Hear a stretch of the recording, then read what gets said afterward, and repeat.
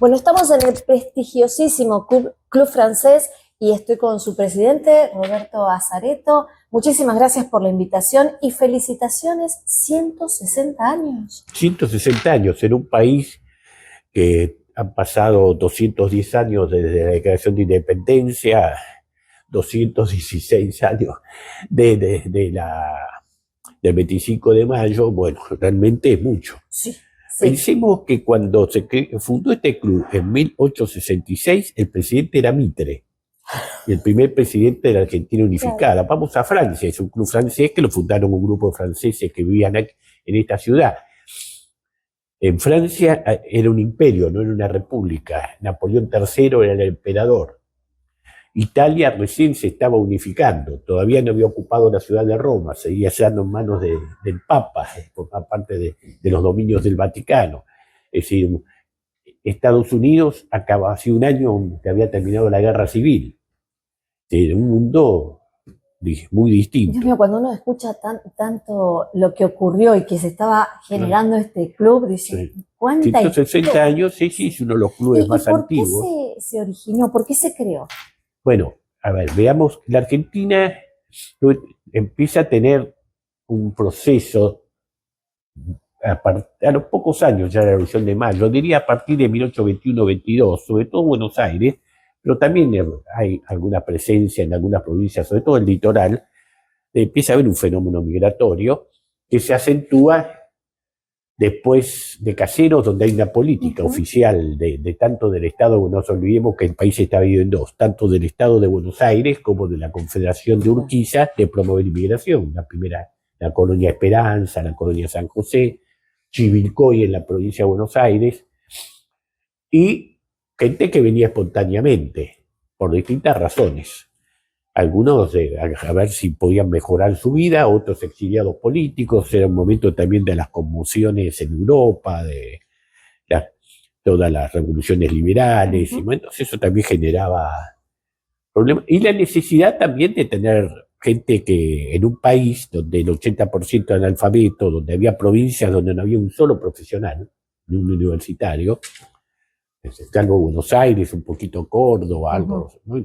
Prácticamente no había casi gente con formación universitaria, también vino gente universitaria, y especialmente de Francia también. Además el proceso de inversiones, empiezan a construir los ferrocarriles, hace falta construir puertos, entonces viene gente que no sabe, que simplemente tiene sus brazos para trabajar, claro. Y gente que aporta algo de su talento, como claro. Ingenieros, por ejemplo, como médicos, físicos, matemáticos y educadores. La ciudad de Buenos Aires es interesante, que había una fuerte presencia francesa en esa época cuando se funda el club. Buenos Aires tenía menos de 180.000 habitantes, la ciudad, de los cuales 23.000 eran italianos, ya había una fuerte presencia italiana.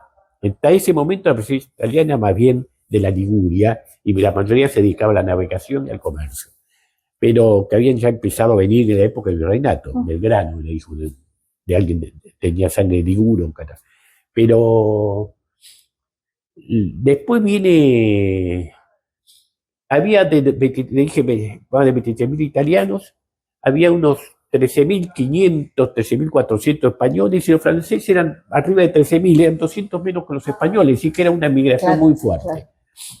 Después sí fue disminuyendo, en total entre 1860 y 1914, entran unos 250.000 frente a más de 1 millón de italianos y un poquito menos de españoles, ¿no? Pero sí tuvieron gravitación en muchas cosas. Por ejemplo, Mitre funda los colegios nacionales. Pensemos que en la Argentina de 1862 hay nada más que un colegio en Buenos Aires y el colegio Montserrat de Córdoba.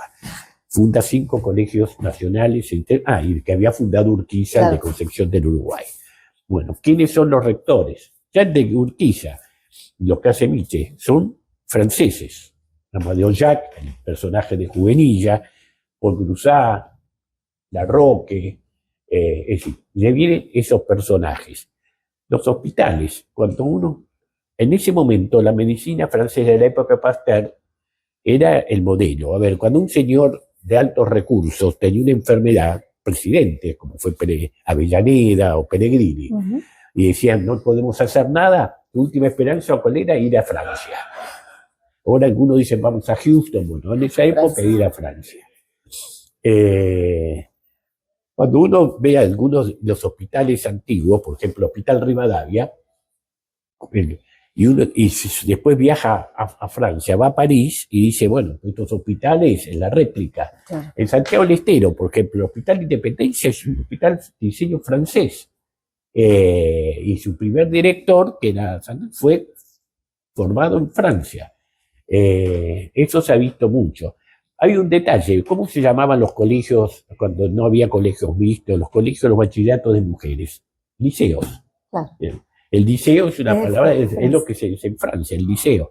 Es decir, ahí se nota la influencia cultural que llegó, yo diría que la Alianza Francesa tuviera en todas las provincias y en muchos lugares del interior de las provincias estaba representada, porque hubo un momento que se consideraba que una persona culta no podía dejar de aprender francés. Hoy ya ha sido evidentemente superado por el inglés, se ha ido unificado, pero una persona era que había que ser francés, y sobre todo también en la educación de las mujeres.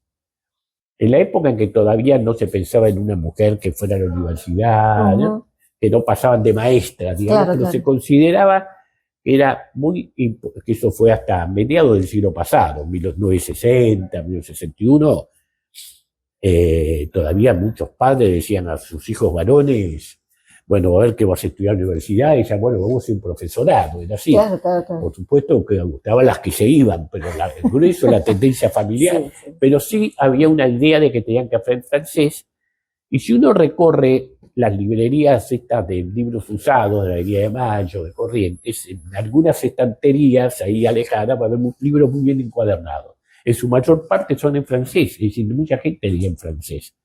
Este edificio particularmente tiene características bellísimas. Sí, este edificio fue comprado en el año. El Club Francés se funda, la primera sede es un café donde se reúne un grupo de franceses, el Café Malakoff, que estaba en Bernardo de Irigoyen, entre la entonces calle Victoria, actual Hipólito Yrigoyen, y la calle Alsina.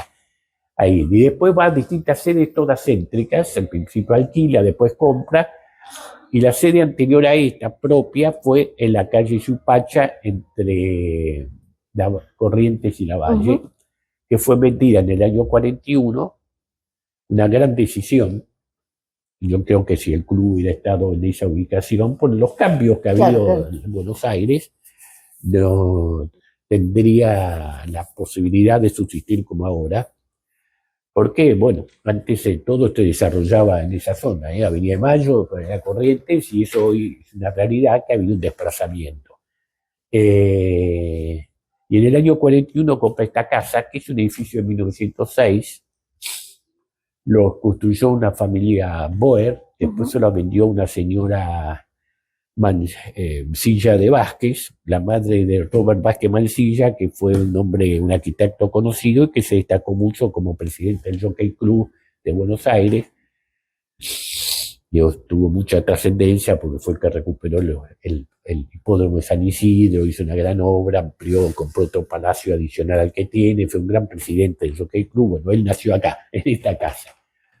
Y en el año 41, el segundo marido de esta señora Mansilla, que quedó viudo, se lo vende al Club Francés. Y así que está desde ahí. Y como les decía, bueno, creo que ha sido vital para la subsistencia de este club por su ubicación. La ubicación es preciosa. Si tomamos originalmente el concepto con el que fue creado el Club Francés, ¿para qué? Y lo que transcurrió a través del tiempo, ¿sigue siendo lo mismo? No, a ver, este fue un club de colectividad. Ahora, ¿qué pasa? La Argentina tenía un fenómeno interesante, que es que nos hemos mezclado en la primera generación. Cuando uno compara con otros países de fuerte inmigración, como Estados Unidos, por ejemplo, en Estados Unidos, para que se mezclen, y no dijo aparte el factor religioso, ¿no? Estados Unidos, no nos olvidemos que este fue un país de preponderante en un momento masivamente católico, Sí, sí. todavía sigue siendo, pero ya no como antes, pero bueno, en Estados Unidos el catolicismo era una religión minoritaria. Ujú. Entre inmigrantes católicos, supongamos un irlandés y un italiano y un polaco, tardaron recién en la tercera generación hubo casamiento. Generalmente el hijo de irlandés o el irlandés se Claro. casaba con otra irlandesa o el irlandés, lo mismo de los italianos y demás. En la Argentina se dio inmediatamente, ¿sí? Que venía un inmigrante y no tenía, y se casaba con una mujer que ya estaban aquellas también, o de familias que ya tenían 1, 2, 5, 7 generaciones acá, o si no se casaban con otros también, con otros hijos de otras inmigraciones, españoles con italianos, italianos con españoles, franceses. Entonces el club se fue argentinizando. Yo digo que esto hoy más que un club, ya no es un club de colectividad, sino que es un club de argentinos que tratan de que esto sea un foco de la relación cultural con Francia. Claro. Porque evidentemente que Francia, para mucha gente, sigue siendo un faro cultural. A ver, un escritor, un músico, un escultor, ¿no? Piensa en París. Yo voy a decir una cosa que a alguna gente le va a parecer antipática, pero a esta altura de mi vida yo digo lo que pienso. Yo digo que podemos discutir si es válido seguir con París. Yo digo, si cambiamos París por Nueva York puede ser opinable. Si cambiamos París por Miami, me parece que algo está fallando en la sociedad argentina. Con todo respeto a los que prefieren, pero creo que ahí hay habla de una decadencia. Entonces el club tiene ese sentido. Porque además hay otro detalle que hay que conversar. Estos cambios demográficos ha hecho que ya los apellidos no signifiquen nada. Es decir, hay un señor que puede llamarse Pérez y por ahí de sus 4 abuelos, 2 son franceses. Sí, claro, claro. O un señor por ahí tiene un apellido francés, no sé, se llama de Gaulle, pero a lo mejor su madre es irlandesa, italiana. Claro, hay una mezcla, sí. Entonces, claro. así que a veces nos llamo por el apellido, ¿no? Usted, pero ¿cómo? A mí me pasa, mi apellido es de origen genovés, me dicen, pero ¿cómo? ¿Usted es francés? Bueno, ¿por qué tiene que ver? Yo, por ejemplo, tengo una hija que argentina, pero que ya tiene 46 años, de los cuales pasó 20 en la Argentina, 26 en Francia, ciudadana francesa, pero además tengo un nieto francés. Claro. Pero además tengo, cuando miro para atrás, tengo antecedentes en Francia, pero y aparte está, como lo decía antes, el tema de la influencia cultural. Uno no puede pensar en nuestro proceso de independencia, por ejemplo, sin influencia intelectual de los franceses. Uh-huh. Cuando hablamos de la la división de poderes, y Montesquieu, la soberanía del pueblo, Rousseau, sí, influencia francesa. por eso, sí, claro. la influencia de la Revolución Francesa, entonces, ha habido toda esa generación de Alberti, ¿no? Hace poco yo hice una pequeña investigación sobre la biblioteca de San Martín. Más del el 80% de sus libros eran de autores franceses. Tatazo. Y casi todos de la época de la Ilustración. Entonces, y ahí no entiende el pensamiento de San Martín, porque, sí, claro. A ver, si uno quiere saber los intereses de una persona, hay que ver su biblioteca. Sí, es verdad. Sí, claro, ahora hay menos bibliotecas, ¿no? Pero antes se decía... Algunos todavía nos gusta leer. Antes se decía, si uno quiere, uno va a una casa y entra donde el lugar de la biblioteca, hace discretamente una ojeada y ya se da cuenta que nos interesa esa persona, que pertenece a esa persona y demás. Bueno, ahora no sé, porque ahora como estamos todos digital, ¿cómo vamos a hacer? Sí, es complicado ya, pero sí era cierto que en una época uno miraba la biblioteca y sabía qué gusto tenía la persona, la dueña de la biblioteca. Sí, claro. Que era lo que más le interesaba. Estaba pensando a medida que usted nos contaba, hay que sobrevivir 160 años en Argentina. Digo, hay que perdurar, porque los vaivenes son totales en la sociedad, en la economía. Por ejemplo, el club inglés es más antiguo, porque antes vinieron mucho más ingleses. Desapareció. El club americano desapareció. Porque hay otro fenómeno, y otros están con problemas. Hay otro fenómeno interesante. que antes contribuían a apoyar estos clubes, que es que las empresas ya tienen el nombre de empresas italianas, francesas. A ver, se han formado multinacionales. Antes, cuando venía una inversión, venían los ferrocarriles, los ingleses a sus empresas ferroviarias. Venía un grupo de gerentes ingleses y ingenieros ingleses. Venían algunos ferrocarriles de inversores franceses, ningún franceses. Claro. Se instalaba la Ford Motor, venía un grupo de estadounidenses, vino Industrias Kaiser, vino un grupo de estadounidenses.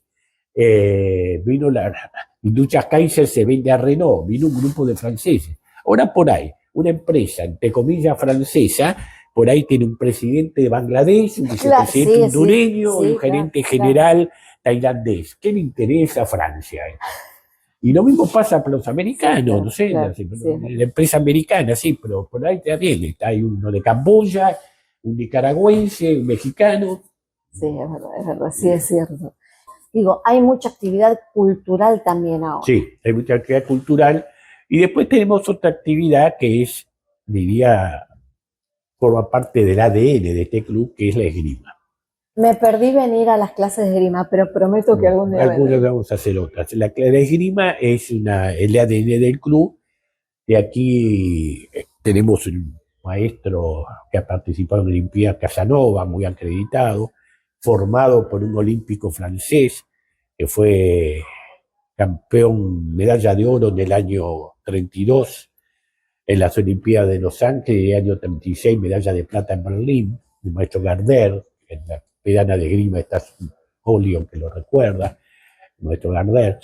Y tenemos campeones panamericanos. En la última Olimpiada participó uno de nuestros esgrimistas que practica el pentatlón, y entre esa actividad está la esgrima. Así que para tenemos practicar chicos jóvenes ahí, ¿no? Y para practicar es necesario ser socio del club. Sí. Perfecto, eso para aclararle a la gente entonces. Perfecto. Sí. También tenemos, bueno, el restaurante que es, y esta cafetería que es bellísima, y el restaurante sí pueden ingresar los que no son socios. Pueden ingresar los que no son socios, es libre, los socios tienen una ventaja.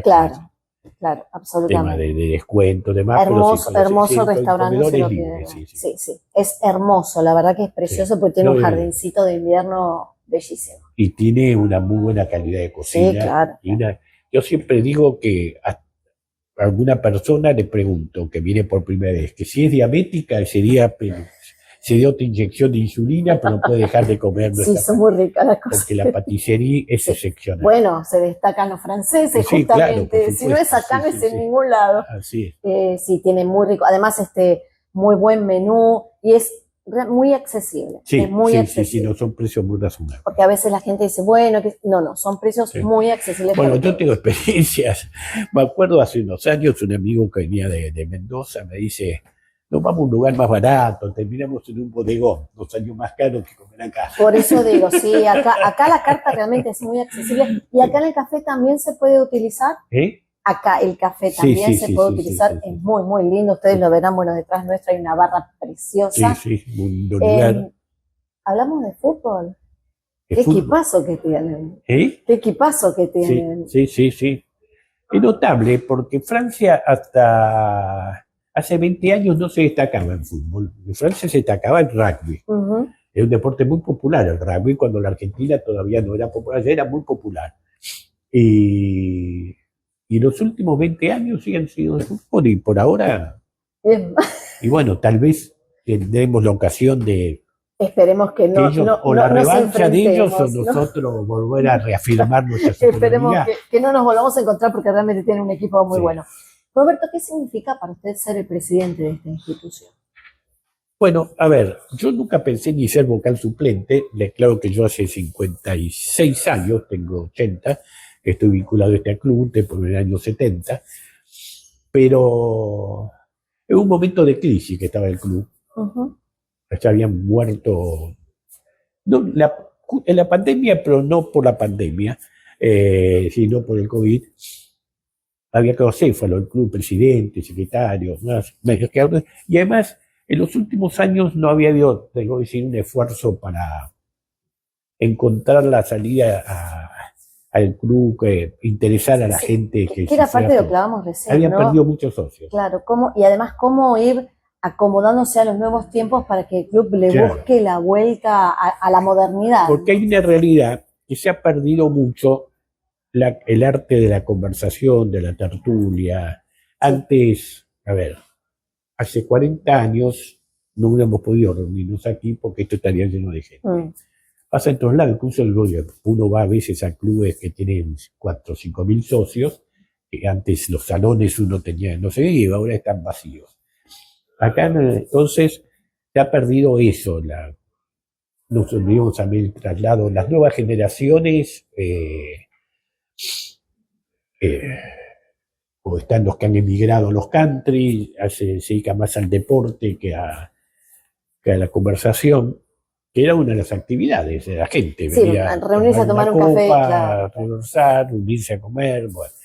Eso entonces hemos tenido que recuperar. Así que el club se había quedado casi acéfalo, con menos de 50 socios, de los cuales 30 vitalicios, estaba en una situación terminal. Y bueno, un amigo, viejo socio fallecido, doctor Perusotti, que había sido un alto ejecutivo de la Asociación de Bancos, que en ese momento estaba recién en Punta del Este, sino expresamente para combinarme a que me hiciera cargo, dijo, vos tenés que ser, no queda otro, vos te sos. Y bueno, no sé por qué me lo estimuló, me dijo que sí. Lo consulté con mi mujer, me dijo que también le metiera para adelante, pero yo estaba muy dubitativo y bueno, dije, bueno, ahí ya decidí, encontré armamos un equipo de varias personas que algunos eran socios, ¿no? Y bueno, ahora estamos en 250 socios. Bueno, lo bien que hizo, qué visionario el hombre. Así que hace ya 3 años de esto. Y bueno, la idea era generar actividades, cosas que la gente le interese, porque que compense eso que se ha perdido y que, bueno, claro, forma parte de las costumbres. Yo hace poco estaba comiendo con mi mujer en un restaurante fuera de este, y veía otras parejas que estaban con el celular, cada uno mirando, y digo, ¿para qué vienen a gastar plata? Si para eso se queden en su casa.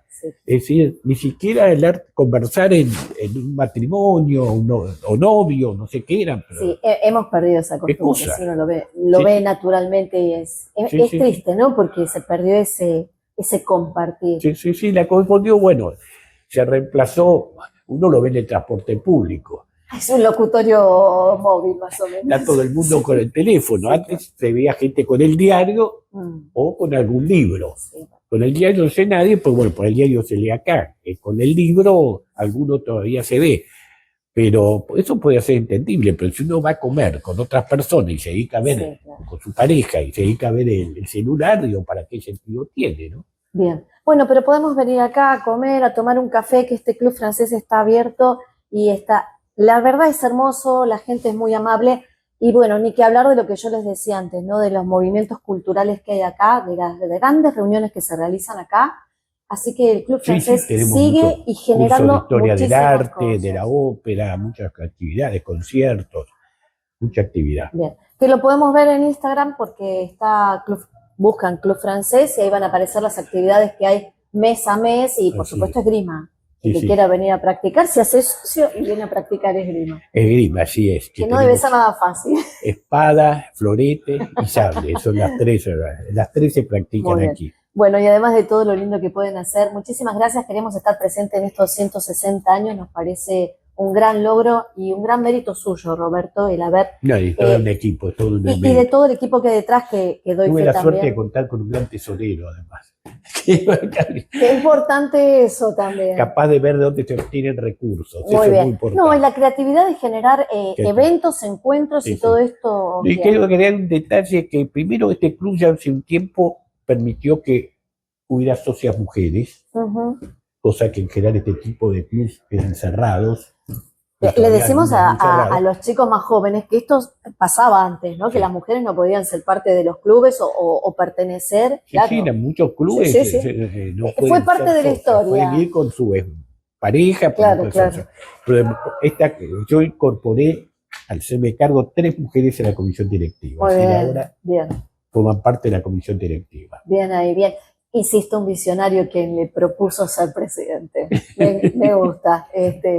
Un aplauso para él. Bueno, No me la- Nosotros, bueno, nos quedamos aquí en el club. Los invitamos a todos a que vengan. Roberto, muchísimas gracias por esta nota. no, gracias a ustedes. Un abrazo.